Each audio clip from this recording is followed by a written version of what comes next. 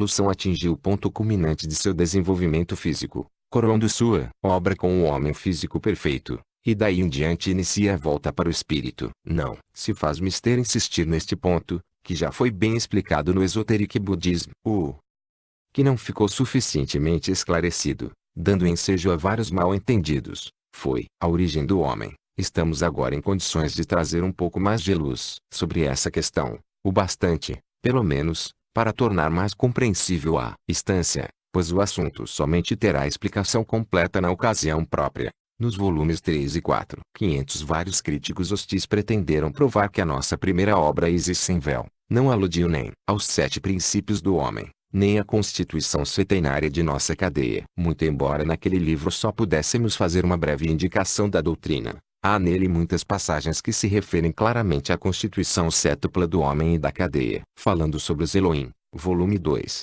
pág.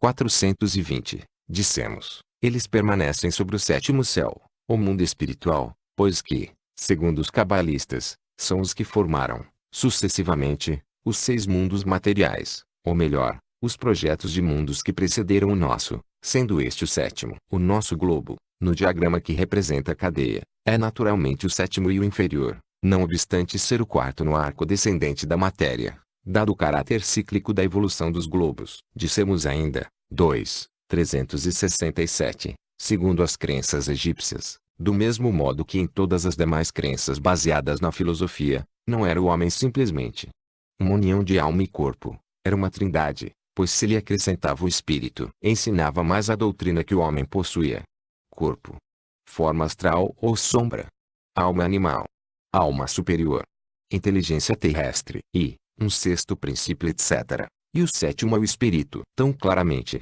se acham ali mencionados esses princípios que até no índice 683, se lê, os 6 princípios do homem, sendo que o 7º é, na realidade, a síntese dos 6, não propriamente um princípio, mas uma centelha do todo absoluto. 441. Cada ronda, no arco descendente, é uma repetição, de maneira mais concreta, da ronda anterior, e cada globo, até a nossa 4ª esfera, a Terra atual, é uma cópia mais densa e material da esfera que a precede, em sua ordem sucessiva nos 3 planos superiores 501. Passando ao arco ascendente, a evolução espiritualiza e eteriza, por assim dizer, a natureza geral das coisas, colocando-as no mesmo nível do plano em que se acha o globo gêmeo, no arco oposto. Daí, resultando que, ao chegar ao 7º globo, em qualquer das rondas, a natureza de tudo que evoluciona retorna à condição existente no ponto de partida, com a adição, em cada vez,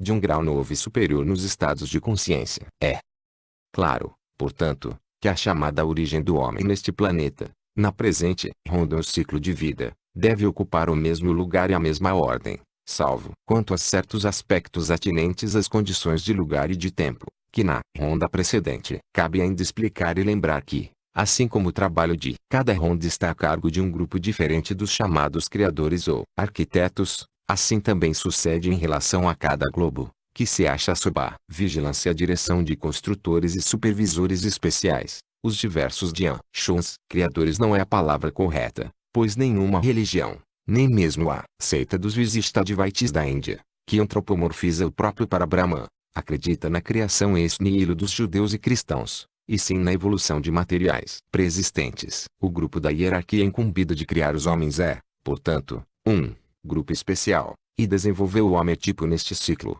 precisamente como fez um grupo ainda mais elevado e espiritual da 3ª ronda. Mas, como aquele 501, veja-se o diagrama A3, pág.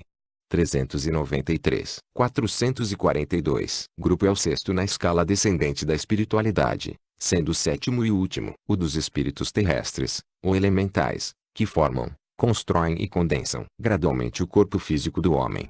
Não pode elaborar senão a forma etérea do homem futuro, uma cópia sutil, transparente, pouco visível, dos seres que compõem o mesmo grupo. A 5ª hierarquia, os seres misteriosos que presidem a constelação do Capricórnio, Macara ou crocodilo, na Índia e no Egito, compete a tarefa de animar a forma animal, vazia e etérea, dela fazendo um homem racional. Este é um dos assuntos sobre os quais muito pouco se pode dizer ao público em geral. É realmente um mistério, mas somente para aqueles que se obstinam em rejeitar a existência de seres espirituais, conscientes intelectuais no universo, limitando a consciência plena ao homem e a si mesmo como uma função do cérebro unicamente. Muitas daquelas entidades espirituais se encarnaram corporalmente no homem, desde que este apareceu, e, sem embargo, existem ainda, tão independentes como antes, no infinito do espaço. Mais claramente, uma dessas entidades invisíveis pode estar corporalmente presente na Terra,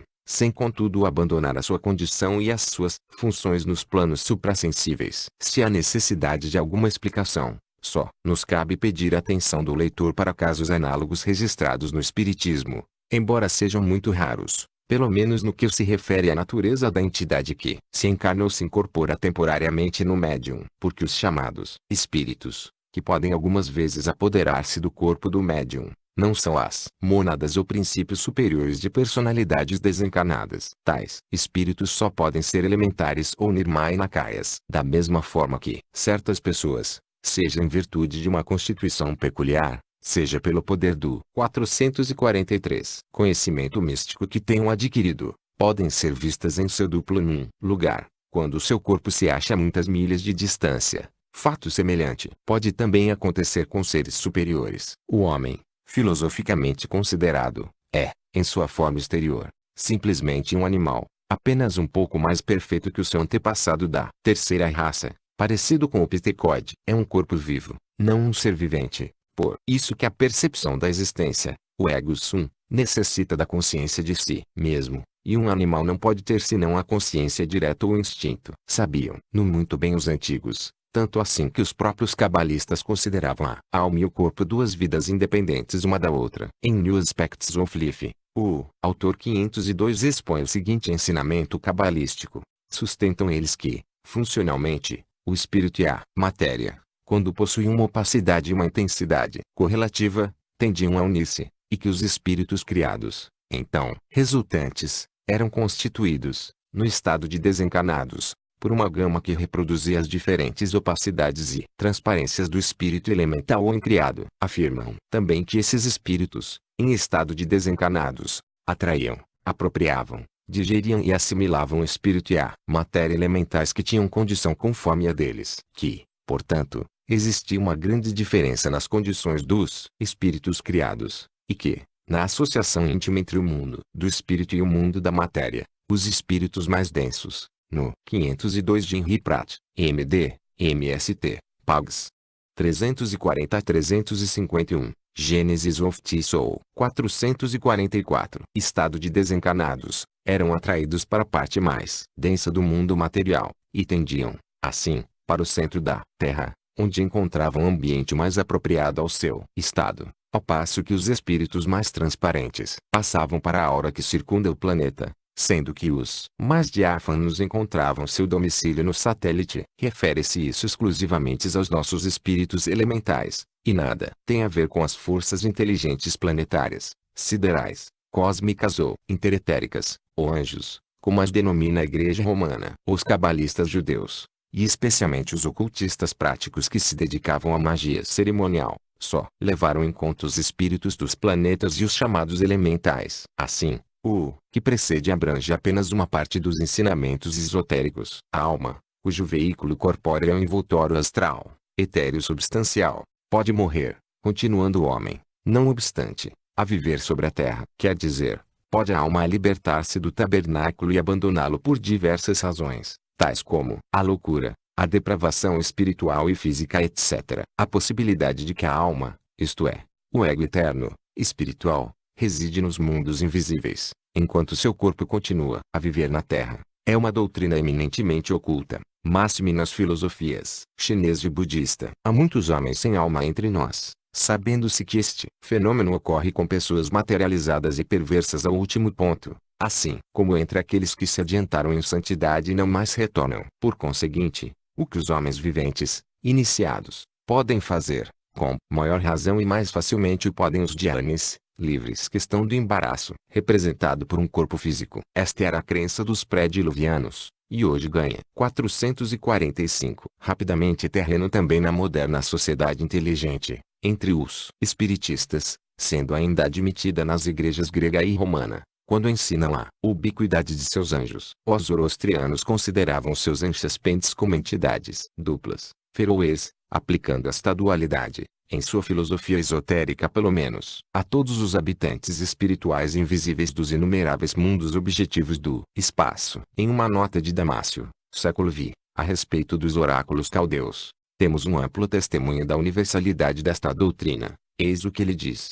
Nestes oráculos, os 7 cosmocratas do mundo, as colunas do mundo aqui, também se refere São Paulo, são duplos. Uma parte está à frente do governo dos mundos superiores, espirituais e siderais, e a outra tem a missão de velar sobre os mundos materiais. Idêntica é a opinião de Jâmblico, que traça uma distinção bem nítida entre os arcanjos e os arcontes 503. O que antecede naturalmente é aplicável à distinção feita entre os graus ou ordens dos seres espirituais, e neste sentido interpreta e ensina a Igreja Católica Romana, pois, ao mesmo tempo em que ela considera os arcanjos como espíritos divinos e santos, denuncia os respectivos duplos como demônios. Mas a palavra feroe não deve ser entendida com esse sentido. Significa tão somente o reverso ou o lado oposto de um atributo ou qualidade. Assim, quando o ocultista diz que o demônio é o inverso de Deus, o mal, o reverso da medalha, não pretende significar duas realidades separadas,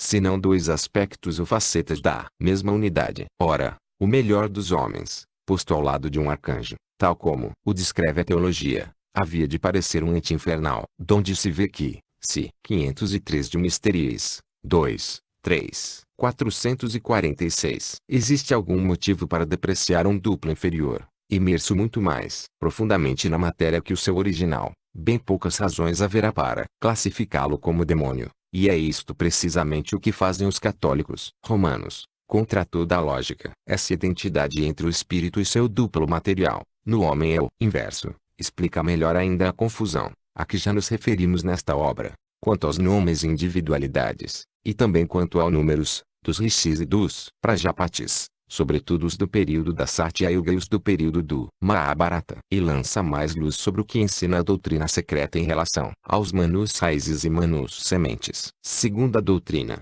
não só esses progenitores da nossa humanidade têm o seu protótipo nas esferas espirituais, mas também o possui todo o ser humano, sendo o protótipo deste último a essência mais elevada de seu 7º princípio. Assim, de 7 os manus passam a ser 14, sendo o manu raiz a causa primeira e o manu semente o seu efeito, e, a contar do Satya Yuga, o primeiro período, até o período heróico, os manus ou rishis chegam ao número de 21. B. A última frase das Loka mostra quanto são antigas a crença e a doutrina de que o homem é sétuplo em sua constituição, o fio do ser, que anima o homem e que passa através de todas as suas personalidades ou renascimentos. Na Terra, alusão ao Sutratima traço, o fio que enlaça a todos os espíritos, é feito da essência do trino, do quádruplo e do quíntuplo, os quais contêm todos os que os precedem. Panchashika 504, segundo Padma Purana 505. É um dos 7 Kumaras que vão a Shvetadvipa para adorar Vishnu. Veremos mais adiante qual a conexão. 504 Panchashika,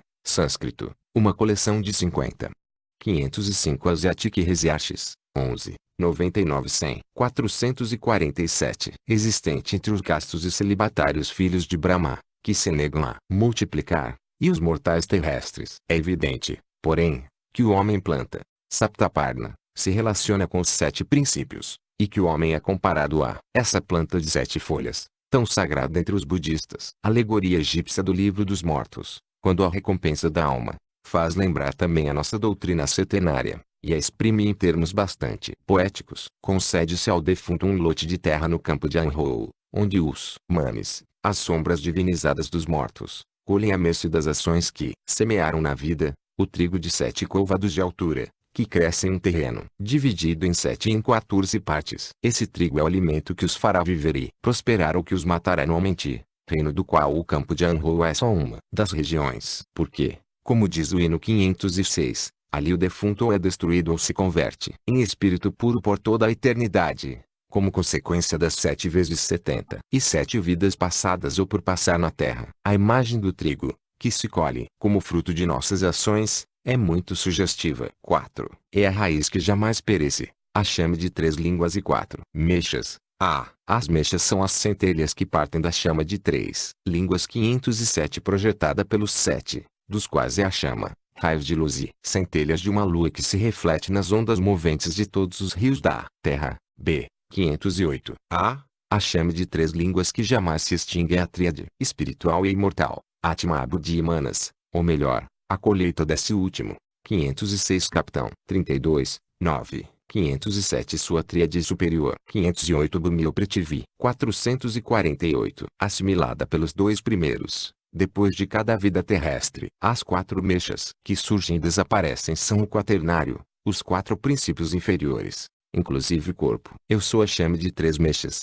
e as minhas mechas são imortais, diz o defunto. Eu entro no domínio de Sekhyen, o Deus cujas mãos espalham as sementes da ação produzida pela alma desencarnada, e na região das chamas que destruíram os seus adversários, isto é, que se libertaram das 4 mechas geradoras do pecado. 509. A chama de 3 línguas das 4 mechas corresponde às 4 unidades e aos 3 binários da árvore sepirotal. B. Assim como milhares de centelhas reluzentes dançam sobre as águas de um oceano por cima do qual brilha somente uma lua, do mesmo modo as nossas personalidades transitórias, invólucros e reais do imortal ego mônada, rodopiam e tremeluzem nas ondas de Maya, surgem e permanecem sobre as águas correntes da vida durante o período de Manvantara, à semelhança das miríades de cintilações produzidas pelos raios da lua enquanto a rainha da noite irradia o seu esplendor, e depois desaparecem, sobrevivendo tão somente os raios, símbolos de nossos egos espirituais e eternos,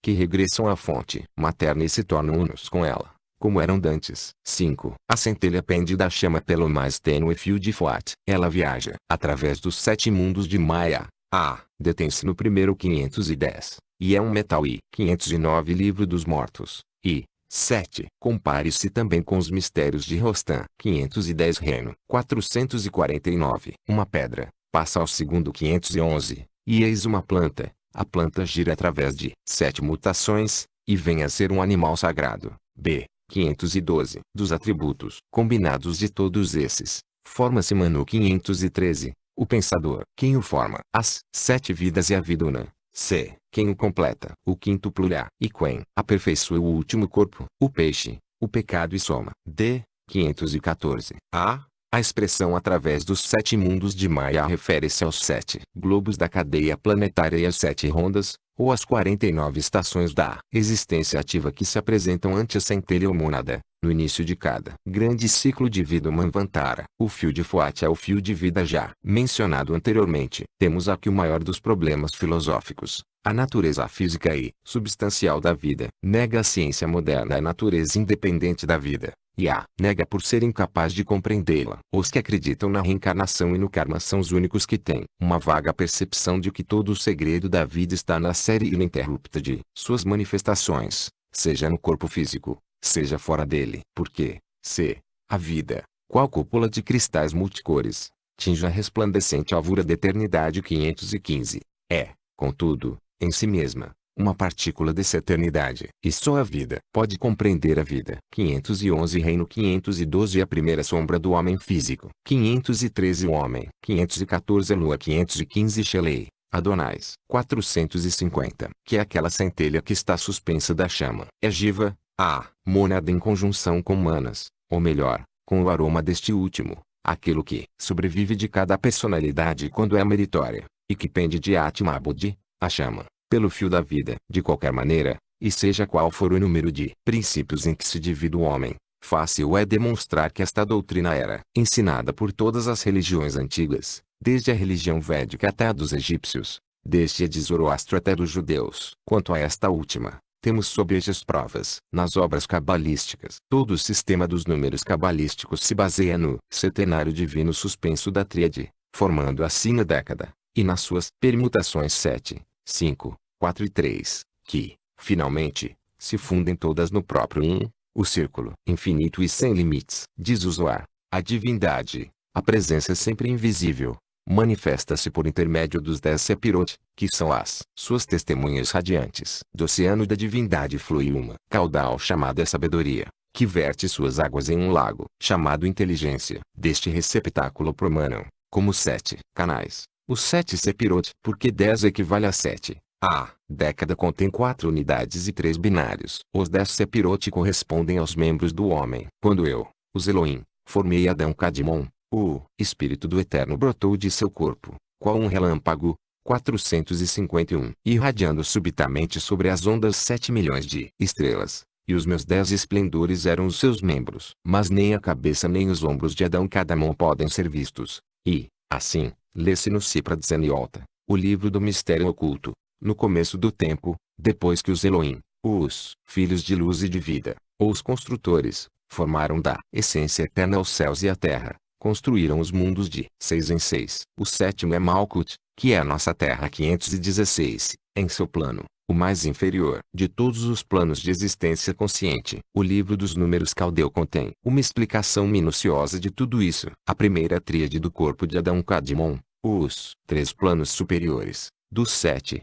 517 não pode ser vista antes que a alma se encontre em presença do ancião dos dias. Os Sepirot dessa tríade superior são, primeiro, Keter, a coroa, representada pela fronte do macroposopo. Segundo, Shokimah, a sabedoria, princípio masculino, representado pelo seu ombro direito. Terceiro, Binah, a inteligência, princípio feminino, representada pelo ombro esquerdo. Vem depois os 7 membros, ou Sepirot nos planos da manifestação, sendo a totalidade destes 4 planos. 516 Veja-se Mantuan Codex. 517 A formação da alma vivente, ou homem, expressaria a ideia com maior clareza. Alma vivente, na Bíblia, é sinônimo de homem. Corresponde aos nossos 7 princípios. 452 Representada por microposopo, a face menor ou tetragramatum, o mistério de 4 letras. Os 7 membros manifestados e os 3 ocultos constituem o corpo da divindade. Assim,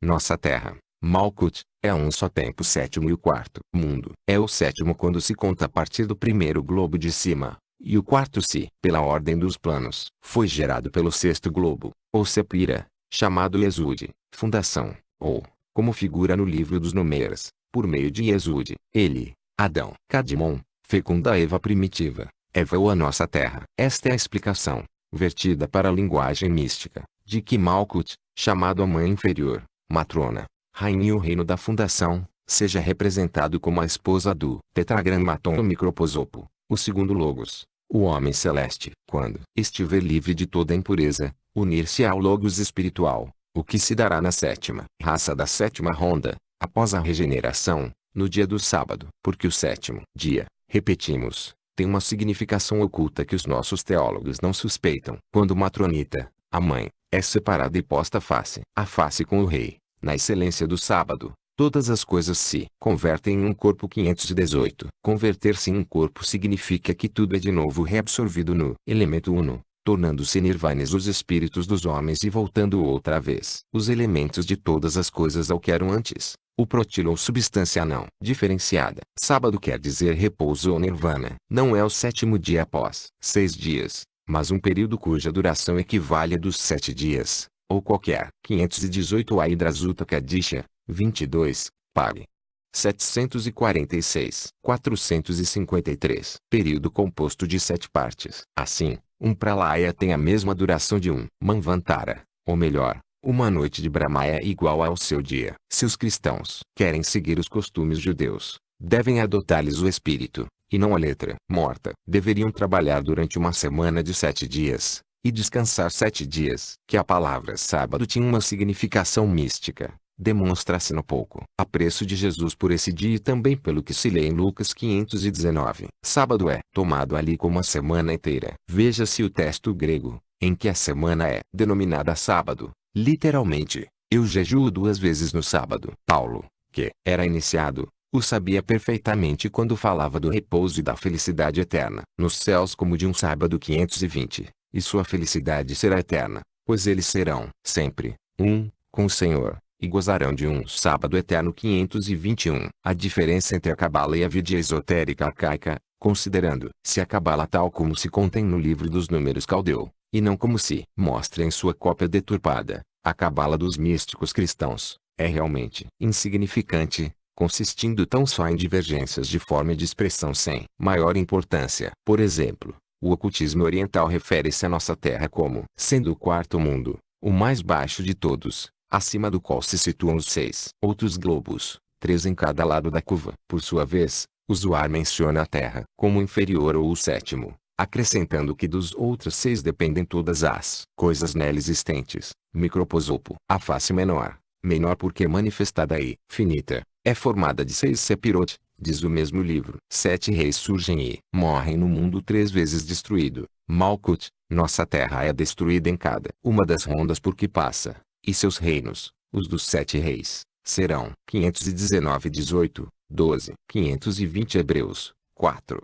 521 Crudem, Subvoce, 454. Aniquilados 522. É uma alusão a 7 raças, das quais 5 já apareceram e 2 estão ainda por vir nesta ronda. As narrações alegóricas shintoístas a respeito da cosmogonia e da origem do homem, no Japão, falam dessa mesma crença. O capitão Grau Celsius Fondes, que durante cerca de 9 anos estudou, nos mosteiros do Japão, a religião que está no fundo de todas as diferentes seitas ali existentes, diz o seguinte: esta é a ideia shintoísta da criação, saindo do caos. Contum, a tetra, in, era o sedimento precipitado, e os céus, as essências etéreas que se elevaram. O homem, Jin, apareceu entre os dois. O primeiro homem foi chamado Konito, Kutatino Mikoto, dando-se-lhe ainda outros 5 nomes. E então surgiu a raça humana, de macho e fêmea. Izanagi e Izanami procriaram Tenshoku Doijin, o primeiro dos 5 deuses da terra. Estes deuses correspondem simplesmente às nossas 5 raças,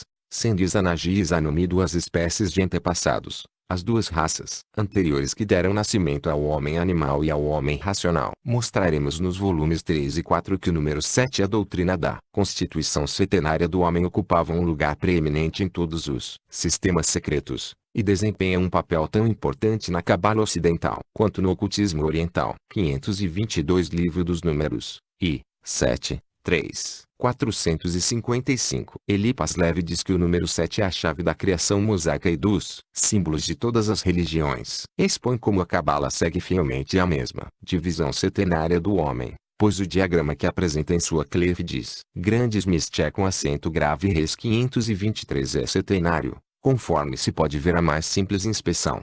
Apesar de se achar habilmente velado o pensamento exato, a mesma coisa ocorre com o diagrama formação da alma incluído na Kabbalah Veled de Mateus 524, que o extraiu da mencionada obra de Levi, embora seja diferente a interpretação. Na página seguinte reproduzimos este último diagrama, com os nomes cabalísticos seguidos da respectiva denominação ocultista. Elipas Levi designa por Nepesh o que nós chamamos manas, e vice-versa. Nepesh é o sopro de vida animal, no homem, o sopro de vida instintiva, no animal, e manas é a terceira alma, humana em seu aspecto luminoso, animal em suas relações com Samael ou Kama. Nepesh, na realidade, o sopro de vida animal, insuflado em Adão, o homem de barro, e, portanto, a centelha vital, o elemento animador. Sem manas, a alma racionalmente, que no quadro de Levi é incorretamente chamada Nepesh Atma Budi permanece irracional neste plano e não pode atuar. Budi é o mediador plástico, e não manas, que não passa de médium inteligente entre a tríade superior e o quaternário inferior. São muitas, porém, as curiosas e estranhas transformações que se veem nas obras cabalísticas, prova convincente da lamentável confusão em que incide essa literatura. Nós não aceitamos tal classificação, a não ser exclusivamente para mostrar os pontos em que coincide com a nossa. 523 Pag.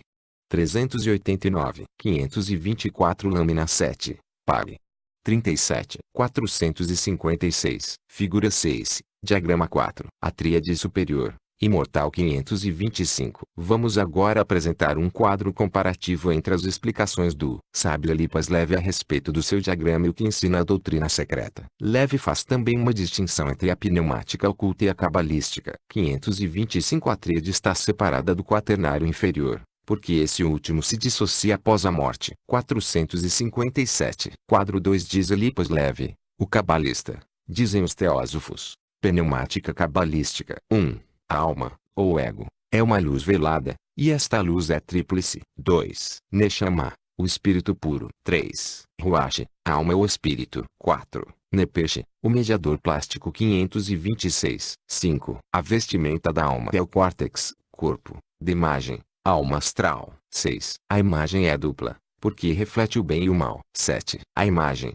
o corpo. Pneumática esotérica. 1. A mesma coisa, porque é a última abo de Manas. 2. A mesma coisa 527. 3. A alma espiritual. 4. O mediador entre o espírito e o homem. A sede da razão, a mente, no homem. 5. Correto. 6. Isto é por demais apocalíptico, sem nenhuma utilidade. Porque o astral reflete tanto o homem bom como o mau. O homem que o tende sempre para a tríade superior ou, do contrário, desaparece com o quaternário. 7. A imagem terrestre. Pneumática oculta segundo Elipas Leve. 1. Nepesh é imortal, porque renova sua vida pela destruição das formas. Mas Nepesh, o sopro da vida, é uma denominação errônea e uma inútil confusão para o estudante. 2. Ruach progride pela evolução das ideias. 3. Neshama é progressivo, sem esquecimento nem destruição. 4. A alma possui 3 habitações. 5. São tais habitações: o plano dos mortais, o Éden superior e o Éden inferior. 6. A imagem,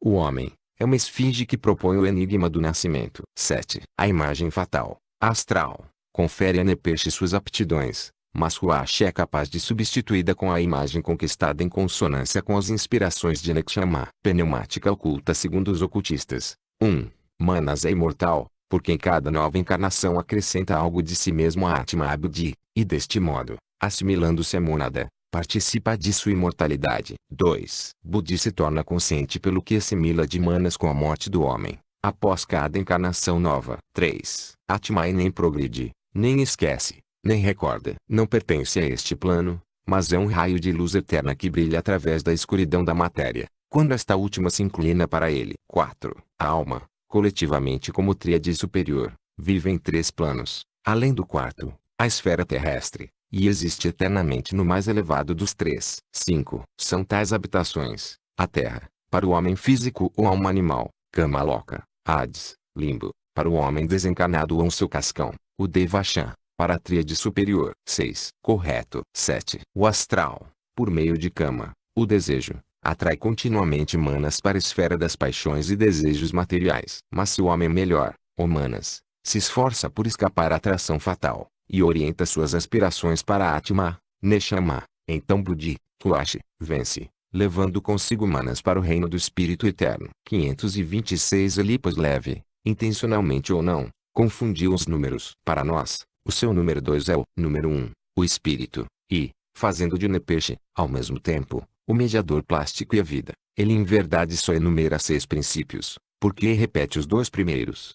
527 O esoterismo ensina a mesma coisa. Manas, porém, não é Nepesh, nem este último é o princípio astral, e sim o quarto princípio e também o segundo, Prana, pois Nepesh é o sopro de vida no homem, assim como no animal e no inseto, da vida física e material, que em si mesma não possui nenhuma espiritualidade. 458 É evidente que o cabalista francês ou não conhecia suficientemente a verdadeira doutrina ou pretendeu modificá-la por motivos particulares e para ajustar lá suas próprias ideias. Vejam-se, por exemplo, as afirmações que ele faz ainda sobre este assunto, adiante transcritas. Ao lado, constam as observações que a nós, ocultistas, cabe formular em resposta ao falecido cabalista e seus seguidores. Quadro 3.1 O corpo é o molde de Nepesh, Nepesh, o molde de Ruach, Ruach, o molde das vestes de Neshama. 2. A luz, a alma, personifica-se se revestindo, com um corpo, e a personalidade só subsiste enquanto a veste se mantém perfeita. 3. Os anjos aspiram a tornar-se homens,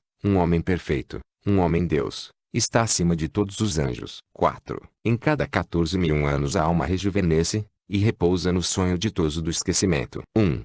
O corpo segue os impulsos, bons ou maus, de Manas. Manas procura seguir a luz de Budi, mas frequentemente falha. Budi é o molde das vestes de Atma, pois Atma não é o corpo, nem forma, nem coisa, e Budi não é o seu veículo senão em sentido figurado. 2. A mônada se converte em um ego pessoal quando se encarna, e algo desta personalidade persiste por intermédio de Manas, quando este é bastante perfeito para assimilar Budi. 3. Correto. 4. Durante um grande período, uma grande idade ou um dia de Brahma, reinam 14 Manus. Depois vem o Pralaya, quando todas as almas, egos, repousam no Nirvana. Tais são as cópias desfiguradas da doutrina esotérica, na Cabala. Voltemos, porém, Aos Loca 5 da Estância 7528. B. Há um conhecido aforismo cabalístico que diz: a pedra se converte em planta, a planta em animal, o animal em homem, o homem em espírito, e o espírito em Deus. A centelha anima sucessivamente todos os reinos, antes de penetrar e animar o homem divino,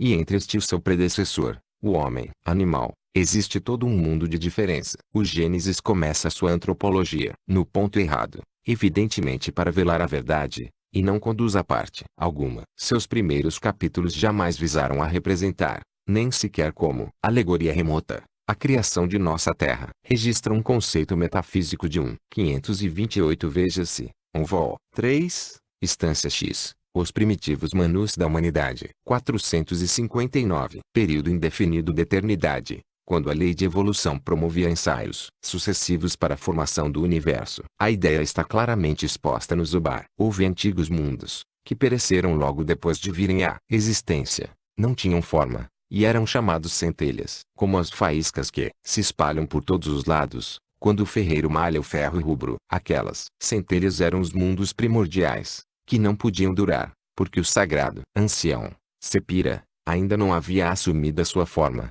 de andrógeno, ou de sexos opostos, como rei e rainha Sepira e Cadamon, e o mestre ainda se não havia disposto a obra 529. Se o Gênesis tivesse principiado por onde devia, sua narrativa mencionaria em primeiro lugar o Logos celeste, o homem celeste, que se desenvolve como unidade múltipla de logos que aparecem em sua totalidade, como o primeiro andrógeno ou Adão Cadmon, o Fiat Lux da Bíblia, conforme já vimos. Após o sono pralaico, o sono que funde em todos os números dispersos sobre o plano maiávico, a semelhança dos glóbulos de mercúrio que em um prato se confundem numa só massa. Mas semelhante transformação não se passou em nossa Terra, nem em qualquer plano material, e sim nos abismos do espaço, onde se efetua a primeira diferenciação da eterna raiz da matéria. Em nosso globo nascente, as coisas sucederam de maneira diferente. A mônada ogiva, como dissemos em Isis sem véu 530, foi precipitada inicialmente,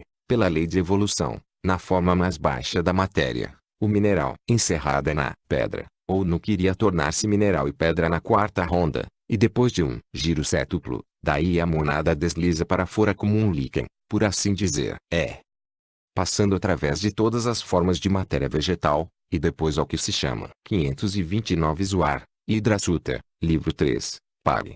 292, b. 532, 302, 460, de matéria animal, alcança o ponto em que se deve converter, digamos assim, no germe do animal que se transformará em homem físico. Tudo isso, até a terceira raça, é sem forma, como matéria, e é insensível, como consciência. Porque a mônada ogiva, per se, não pode ser considerada sequer como espírito, é um raio de luz, um sopro do absoluto, ou antes, algo na condição de absoluto, e a homogeneidade absoluta, não tendo nenhuma relação com o finito, condicionado e relativo, é inconsciente em nosso plano. Assim, além do material de que necessita para sua futura forma, requer a mônada, a, um modelo espiritual ou protótipo, para dar configuração àquele material, e, b, uma consciência inteligente, para guiar a sua evolução e progresso. Coisas que não possui a mônada homogênea nem a matéria viva desprovida de mente. O Adão de barro necessita que lhe seja insuflada a alma da vida, os dois princípios do meio, que são a vida senciente do animal irracional e a alma humana. Quando o homem, de andrógeno potencial que era, vem a separar-se em macho e fêmea, então, e só então, adquire uma alma consciente, racional e individual, manas, o princípio ou inteligência dos Elohim, devendo, para isso, comer o fruto do conhecimento, produzido pela árvore do bem e do mal. Como obtém tudo isso? A doutrina oculta ensina que, enquanto a mônada cumpre o seu ciclo de descida na matéria, esses mesmos Elohim ou Pitris, os Dianshons inferiores, evolucionam para ir passo com ela, num plano mais elevado, descendo também em relação à matéria no seu próprio plano de consciência, até atingirem certo ponto, em que se encontram com a mônada encarnante não mentalizada, imersa na matéria inferior. E, enlaçando-se as duas potencialidades, espírito e matéria, tal união produz aquele símbolo terrestre do homem celeste do espaço, o homem perfeito. 461. Na filosofia Sankhya alude-se a Purusha, espírito, como algo que só pode atuar quando apoiado sobre os ombros de Prakriti, matéria, sendo esta última, por sua vez, inerte e insensível quando abandonada a si mesma. Na filosofia secreta, porém, ambos são havidos como separados por gradações. Espírito e matéria, conquanto em sua origem sejam uma só e a mesma coisa, tem cada qual o seu processo evolutivo, uma vez que se acham no plano da diferenciação, processo que segue direções contrárias, o espírito caindo gradualmente na matéria, e esta subindo progressivamente a sua condição original, a de substância espiritual e pura. Os dois são inseparáveis, e, contudo, sempre separados. No plano físico, dois polos semelhantes se repelem sem cessar, ao passo que o positivo e o negativo se atraem mutuamente. É assim que também se comportam o espírito e a matéria, um em relação ao outro, pois são os dois polos da mesma sabedoria homogênea, o princípio raiz do universo. Portanto, ao soar a hora em que Purusha deve subir aos ombros de Prakriti para a formação do homem perfeito,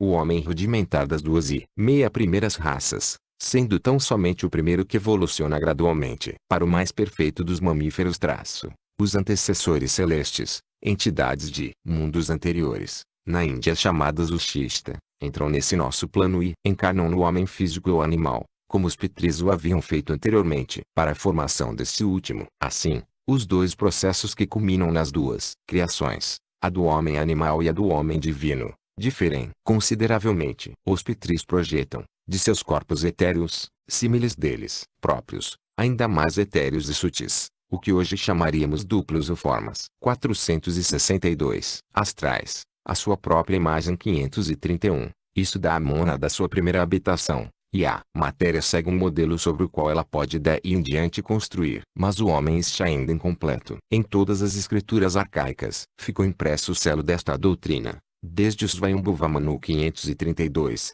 de quem descenderam os 7 Manus ou Prajapatis primitivos, cada um dos quais deu nascimento a uma raça primitiva de homens, até o Codex Nazaraya Ligadura Us, no qual Carabitanos, ou Fetail, a matéria segue concupiscente, engendra em sua mãe espíritos 7 figuras, cada qual representando o progenitor de uma das 7 raças primitivas. Quem forma Manu, o homem, quem forma o seu corpo, a vida e as vidas. O pecado. 533 e a lua. Aqui Manu representa o homem espiritual e celeste, o ego real que não morre em nós e que é a emanação direta da vida una ou divindade absoluta. Quanto aos nossos corpos físicos exteriores, a habitação ou tabernáculo da alma, a doutrina ministra uma estranha lição, tão estranha que, ainda quando explicada por completo e compreendida de maneira cabal, só poderá ser plenamente comprovada pela ciência exata do futuro. Já tivemos oportunidade de dizer que para o ocultismo não existe nada inorgânico no cosmos. A expressão substância inorgânica,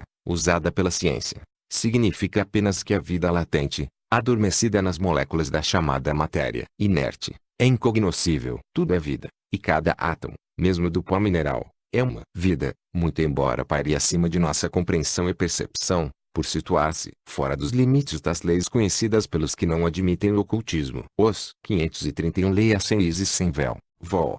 2, Pags. 297-303, a doutrina do Codex Nazaraya Ligadura Us, todos os princípios de nossos ensinamentos ali se encontram sob uma forma ou alegoria diferente. 532 Manu, livro I. 533 A palavra pecado sim, é bastante curiosa, mas tem uma relação particular e oculta com a lua, sendo, aliás, o seu equivalente caldeu. 463. Próprios átomos, diz Tyndall, parece que possuem o desejo instintivo de viver. De onde vem, portanto, indagamos nós, essa tendência da matéria para assumir a forma orgânica? Porventura será explicável de outro modo que não o dos ensinamentos da ciência oculta. Os mundos, para o profano, estão construídos com os elementos conhecidos. Segundo o conceito de um Arhat, estes elementos, coletivamente, são uma vida divina. Distributivamente, no plano das manifestações, são as inumeráveis massas de vidas. O fogo somente é um no plano da realidade única, no da existência manifestada, e portanto, ilusória. Suas partículas são vidas ígneas, que vivem e existem às expensas das outras vidas que elas consomem. São, por isso, chamadas os devoradores. Cada coisa visível neste universo é constituída por vidas semelhantes, deste homem primordial, divino e consciente, até os agentes inconscientes que elaboram a matéria da viduna, sem forma incriada. Procede o universo de vidas. Primeiro, manifestou-se do abismo, caos, o fogo frio e luminoso, luz gasosa, o qual formou os coágulos no espaço, nebulosas irredutíveis. Talvez estes combateram. Um grande calor se desenvolveu nos encontros e colisões, produzindo a rotação. Surgiu então o primeiro fogo material manifestado, as chamas ardentes, os vagabundos do céu, cometas. O calor gera vapor úmido, este forma a água sólida. E depois névoa seca, 464. Em seguida névoa líquida, aquosa, que apaga o luminoso resplendor dos peregrinos, cometas, e forma rodas sólidas e líquidas, globos de matéria. BH com acento circunflexo Mi, a Terra, aparece com 6 irmãs. Estas produzem, com seu movimento contínuo, o fogo inferior, o calor e uma névoa aquosa, que dá lugar ao terceiro elemento do mundo, a água, e do sopro de tudo nasce o ar atmosférico. Estes 4 são as 4 vidas dos 4 primeiros períodos, rondas, do Manvantara. Os 3 últimos seguir-se-ão. O comentário alude, no início, às inumeráveis massas de vidas. Estaria Pasteur dando inconscientemente o primeiro passo no rumo do ocultismo, ao declarar que, se ousasse exprimir todas as suas ideias sobre o assunto, diria que as células orgânicas são dotadas de uma força vital cuja atividade continua após cessarem de receber o fluxo de oxigênio,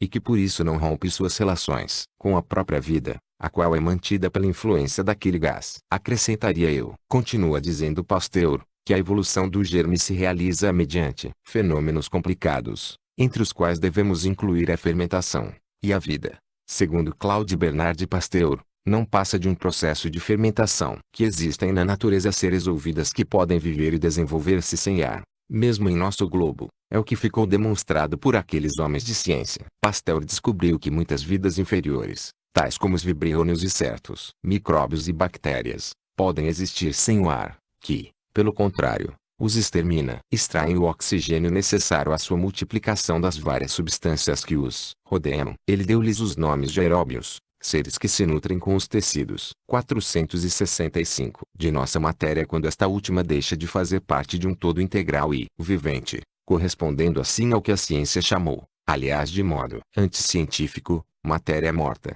e anaeróbios. Os primeiros absorvem o oxigênio e contribuem em grande escala para a destruição da vida animal e dos tecidos vegetais, proporcionando à atmosfera materiais que entram depois na formação de outros organismos. Os segundos destroem, ou melhor, aniquilam finalmente a chamada substância orgânica, sendo impossível a decomposição última sem sua participação. Certas células germes, como as da levedura de cerveja, se desenvolvem e se multiplicam no ar, mas, quando dele privadas, se adaptam por si mesmas à vida sem ar e se convertem em fermentos, absorvendo o oxigênio das substâncias que entram em contato com elas e que são assim destruídas. As células, nas frutas, quando lhes falta o oxigênio livre, atuam como fermentos e provocam a fermentação. Neste caso, portanto, a célula vegetal manifesta sua ação vital como um ser anaeróbio. Por que, então, deve a célula orgânica constituir uma exceção? Pergunta o professor Bogoludov. Pasteur fez ver que, nas substâncias dos nossos tecidos e órgãos, a célula, não encontrando o suficiente oxigênio, estimula a fermentação do mesmo modo que a célula da fruta. E Claude Bernard acredita que a ideia de Pasteur sobre a formação de fermentos encontrou aplicação e confirmação no aumento de ureia que se verifica no sangue durante o estrangulamento. A vida, por conseguinte, está em toda a parte no universo, e é o que ensina o ocultismo. Também existe no átomo. BH com acento circunflexo Mi aparece com 6 irmãs, diz o comentário. Reza um ensinamento védico que há 3 terras, correspondentes aos 3 céus, e que nossa terra, a quarta, é chamada BH com acento circunflexo Mi. Esta é a explicação dada pelos nossos orientalistas ocidentais esotéricos. Mas o significado esotérico e a ilusão contida. 466. Nos Vedas se referem à nossa cadeia planetária, 3 terras, no arco descendente, e 3 céus, que são também 3 terras ou globos, muito mais etéreas, porém, no arco ascendente ou espiritual. Pelas 3 primeiras nós descemos na matéria. Pelas outras 3 ascendemos ao espírito. O globo inferior, nossa terra, constitui, por assim dizer, o ponto de inflexão, e contém potencialmente tanto o espírito como a matéria. Ocupar-nos-emos disso mais tarde. O ensinamento geral do comentário é que cada nova ronda desenvolve um dos elementos compostos, tais como são hoje conhecidos pela ciência, que rejeita a primitiva nomenclatura, preferindo subdividi-los segundo os seus componentes. Se a natureza no plano manifestado é um eterno vir a ser, então, aqueles elementos têm que ser considerados do mesmo ponto de vista, devem evolver, progredir e crescer até o fim do Manvantara. Assim, a primeira ronda não desenvolveu senão um elemento, uma só natureza e uma só humanidade, naquilo que se pode chamar um aspecto da natureza, ou que alguns denominam, de modo algo anticientífico, embora de fato assim possa ser, espaço de uma dimensão. A segunda ronda manifestou e desenvolveu dois elementos, o fogo e a terra, e sua humanidade, se é possível dar o nome de humanidade a seres que viviam em condições hoje ignoradas pelo homem, adaptada às circunstâncias então vigentes na natureza. Era uma espécie de duas dimensões. Para de novo empregarmos uma expressão familiar em um sentido estritamente figurado, o único de que nos podemos servir corretamente. Os processos de desenvolvimento natural que estamos agora considerando vêm elucidar e ao mesmo tempo desacreditar a especulação habitual sobre os atributos de um espaço com duas, três, 4 e até mais dimensões. Mas, 467, de passagem, vale a pena chamar atenção para o significado real da intuição correta, embora incompleta, que tem inspirado, entre os espíritas, os teósofos e alguns eminentes homens de ciência. 534 O uso da expressão moderna quarta dimensão do espaço. Antes de tudo, carece de maior importância o absurdo superficial de supor-se que o espaço pode ser mensurado em uma dimensão qualquer. Aquela frase familiar não pode ser mais que um modo de abreviar o aspecto mais completo da questão, a quarta dimensão da matéria no espaço 535. Esta última forma, porém, ainda que ampliada, continua sendo uma expressão pouco feliz, porquanto, se é exato que o progresso da evolução pode levar-nos a conhecer novas qualidades características da matéria, aquelas com as quais já nos achamos familiarizados são, na realidade, mais numerosas que as correspondentes às três dimensões. As qualidades, ou, o que talvez seja um termo mais apropriado, as características da matéria, devem sempre ter uma relação direta e clara com os sentidos do homem. A matéria possui extensão, cor, movimento molecular, sabor e odor, faculdades que correspondem aos sentidos existentes no homem. A próxima característica a desenvolver, e que por enquanto denominaremos permeabilidade, corresponderá ao próximo sentido que o homem deve adquirir, e que chamaremos clarividência normal. Desse modo, quando alguns audazes pensadores buscavam ambiciosamente uma quarta dimensão do espaço, para explicar a passagem da matéria através da matéria e a produção de nós em uma corda sem fim, o que realmente lhes escapava era uma sexta característica da matéria. Em verdade, às 534 a teoria do professor Zollner foi muito bem recebida por vários sábios, que são também espiritistas, os professores Butlerolf e Wagner, de São Petersburgo, por exemplo. 535 Dar realidade às abstrações é o erro do realismo. O espaço e o tempo são, com frequência, considerados a parte de todas as experiências concretas da mente, em vez de serem generalizações destas últimas em certos aspectos. Bain, Logic, parte 2, pag. 319, 468. Três dimensões pertencem a um só dos atributos ou características da matéria, a extensão, e com razão o senso comum se insurge contra a ideia de que, seja qual seja a condição das coisas, possam existir mais do que as três dimensões de comprimento, largura e espessura. Estes termos e a própria palavra dimensão estão associados a um estado de pensamento, a um grau de evolução, a uma qualidade característica da matéria. Enquanto existirem unidades de medida entre os recursos do cosmos, para serem aplicadas à matéria, não será possível medi-las, senão de três modos, e nada mais. Assim como, desde o tempo em que surgiu pela primeira vez no entendimento humano a noção de medida, nunca foi possível aplicar-la senão apenas em três sentidos. Estas considerações, todavia, não implicam de maneira alguma afirmar a certeza de que, no curso do tempo, à medida que se desdobrem as faculdades humanas, também se multipliquem as características da matéria. Vale ainda notar que aquele modo de expressar é muito menos correto do que usado correntemente quando se diz que o sonácio se põe. Retornemos agora ao exame da evolução material através das rondas. Conforme dissemos,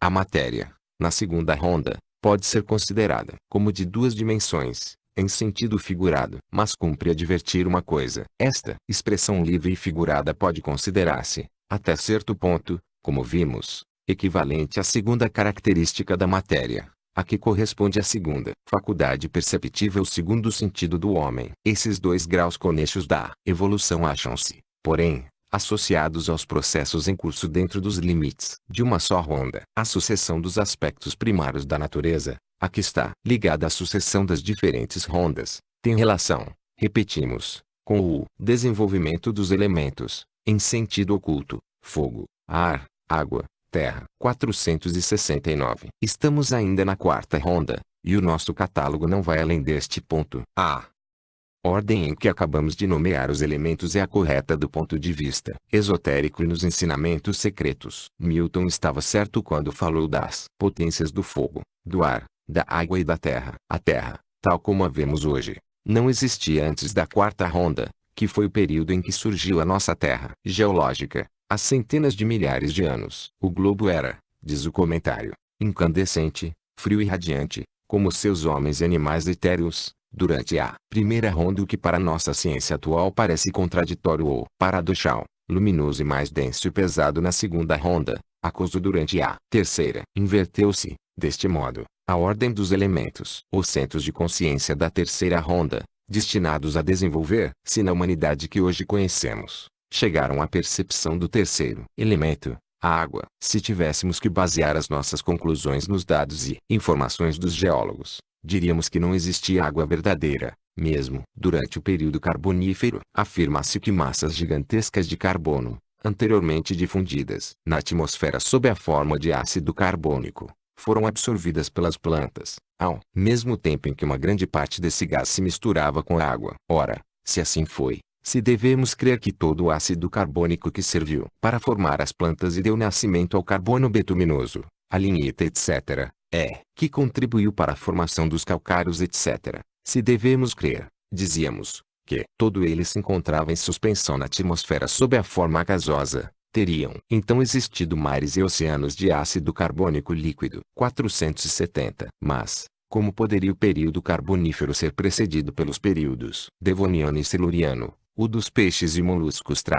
Em face daquela teoria. Ademais, a pressão barométrica devia ser, a esse tempo, várias vezes superior à pressão de nossa atmosfera atual. Como podiam suportá-la organismos tão simples como os de certos peixes e moluscos? Existe um livro curioso de Blanchard acerca da origem da vida, em que ele aponta algumas estranhas contradições e confusões nas teorias de seus colegas. Recomendamos essa obra à atenção do leitor. Os centros de consciência da quarta ronda acrescentaram um estado de matéria, a Terra, aos outros três elementos em sua atual transformação. Em suma, nas rondas precedentes, nenhum dos chamados elementos existia tal como é hoje. Quanto esteja ao nosso alcance, o fogo devia ser o Akasha puro, a primeira matéria do magnum opus dos criadores e construtores, aquela luz astral que o paradoxal Elipas Levi ora chama corpo do Espírito Santo, ora Baphomet, o bode andrógeno de Mendez. O ar devia ser o azoto, o sopro dos sustentáculos da cúpula celeste,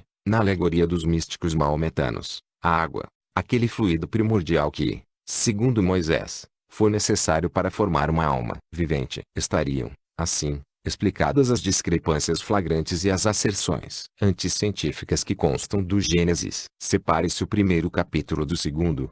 Leia-se o primeiro como a escritura dos Eloístas, e o segundo como a dos Jeovistas, estes muito posteriores àqueles. Ver-se-á, lendo nas entrelinhas, que é sempre a mesma ordem em que apareceram as coisas criadas: fogo, luz, ar, água, homem, ou terra. 471. Porque a frase do primeiro capítulo, o Eloísta, no princípio, Deus criou o céu e a terra, é uma tradução errônea. Não eram o céu e a terra, mas o céu duplex, o céu duplicado, o superior e o inferior, ou seja, o desdobramento da substância primordial, que era luminosa em sua parte superior, e obscura na parte inferior, o universo manifestado, em seu duplo aspecto, o invisível, para os sentidos, e o visível, para nossas percepções. Deus separou a luz das trevas, e criou depois o firmamento, que haja um firmamento no meio das águas, e separe as águas das águas, isto é, As águas que estavam sob o firmamento, nosso universo manifestado e visível. Das águas sobre o firmamento, os planos de existência invisíveis para nós. No capítulo seguinte, o geovista, as plantas e as ervas são criadas antes da água, da mesma forma que, no primeiro, a luz é criada antes do sol. Deus fez a terra e os céus e todas as plantas do campo, antes que elas existissem na terra, e todas as ervas do campo, antes que elas brotassem, porque o Senhor Deus, Elohim, ainda não havia feito chover sobre a terra, etc. Um absurdo, a não ser que se admita a explicação esotérica. As plantas foram criadas antes de as haver sobre a terra, porque então não existia a terra tal como é hoje, e a erva do campo antes de brotar como faz agora, na quarta ronda, analisando e explicando a natureza dos elementos invisíveis e do fogo primordial a que nos temos referido. Elipas Levi dá a este último, invariavelmente, o nome de luz astral. Para ele é o grande agente mágico. Sem dúvida que assim é, mas tão só no que concerne à magia negra e aos planos inferiores do que chamamos éter, cujo número é o Akasha. Até isso, porém, seria considerado inexato pelos ocultistas ortodoxos. A luz astral é simplesmente a antiga luz sideral de Paracelso, e dizer que tudo que existe 472 dele evolveu, e que ela conserva e reproduz todas as formas, como a que ele escreve, é enunciar uma verdade só no que respeita à segunda proposição. A primeira é errônea, porque, se tudo quanto existe houvesse evolvido por intermédio ou através do mencionado agente, este não seria a luz astral, já que a luz astral não é mais que o veículo de todas as coisas ou, quando muito, o espelho em que se reflete o todo. Elipas Levi considera, com razão, uma força da natureza, por meio da qual um homem, que a dominasse, poderia semear a confusão no mundo e transformar a sua face, pois que é o grande arcano da magia transcendente. Citando as palavras do grande cabalista ocidental, nos termos em que foram traduzidas 536, conseguiremos talvez explicar melhor, com o acréscimo eventual de uma ou duas palavras a fim de fazer ressaltar a diferença entre as versões ocidentais e as orientais do mesmo assunto. Diz o autor, a propósito do grande agente mágico, esse fluido ambiente, que impregna todas as coisas, esse raio destacado do esplendor do sol, central ou espiritual, fixado pelo peso da atmosfera e pela força da atração central. A luz astral, esse éter eletromagnético, esse calórico vital e luminoso, é representada nos monumentos antigos pelo cinto de Ísis que se enrosca ao redor de dois polos, e nas teogonias antigas pela serpente que devora a própria cauda, emblema da prudência de Saturno, emblema do infinito, da imortalidade de Cronos, o tempo, e não do deus Saturno do planeta. É o dragão alado de Medeia. A. 536 The Mysteries of Magic, por A. White. 473. Serpente dupla do Caduceu e o tentador do Gênesis, mas é também a serpente de bronze de Moisés rodeando o tal. Finalmente, é o diabo do dogmatismo esotérico, e é, em verdade, a força cega, não é cega, e Levi bem o sabia, que as almas devem vencer a fim de se libertarem das cadeias da terra, porque, se o não fizerem, serão absorvidas pelo mesmo poder que primeiro as produziu, e voltarão ao fogo central e eterno. Pareceu,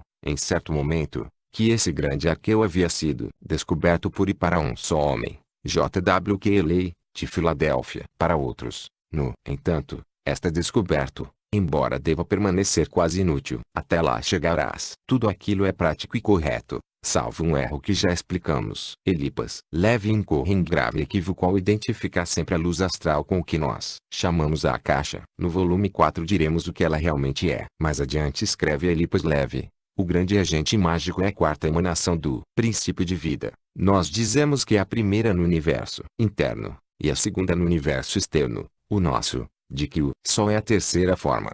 Porque o astro do dia, o Sol, não é mais que o reflexo e a sombra material do verdadeiro Sol central que ilumina o mundo intelectual, invisível, do espírito, sendo ele próprio um fulgor emanado do absoluto. 537 Biden, Pag.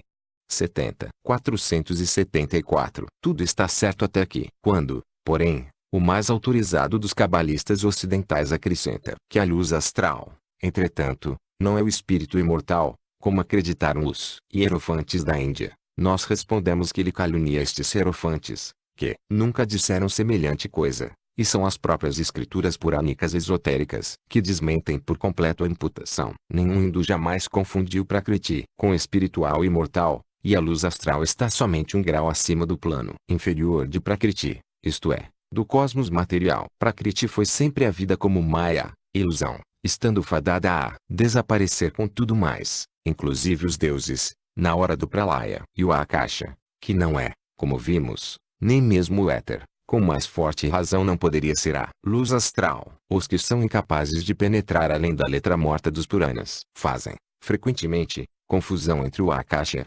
Prakriti, o éter, e até mesmo o céu visível. É verdade que todos quantos traduziram invariavelmente a palavra Akasha por éter, Wilson por exemplo vendo que o Akasha era chamado a causa material do som, aliás, sua única propriedade, imaginaram, em sua ignorância, que era material no sentido físico. É verdade ainda que, se as qualidades características devem ser tomadas literalmente, então, uma vez que nada de material ou físico, e, portanto, de condicionado e temporal, pode ser imortal. Segundo a metafísica e a filosofia, a consequência seria que o Akasha não é nem infinito nem imortal. Mas tudo isso está errado, visto que Pradana, a matéria primordial, e o som, como propriedade, foram mal interpretados. A primeira palavra, Pradana, é 475, certamente sinônima de Emil com acento circunflexo lá Prakriti de Akasha, e a segunda, som, o é de verbum, o verbo logos. Fácil é demonstrá-lo com o que se lê na seguinte passagem do Vishnu Purana 538, não existia nem dia nem noite, nem céu nem terra, nem trevas nem luz, nem o que quer que fosse, exceto apenas o Uno, que é inacessível à inteligência, ou seja, o que Brahman, e Pums, espírito, e Pradana, matéria primordial. Ora, que é Pradana, se não é mil com acento circunflexo lá Prakriti, a raiz de tudo, sob outro aspecto. Porque,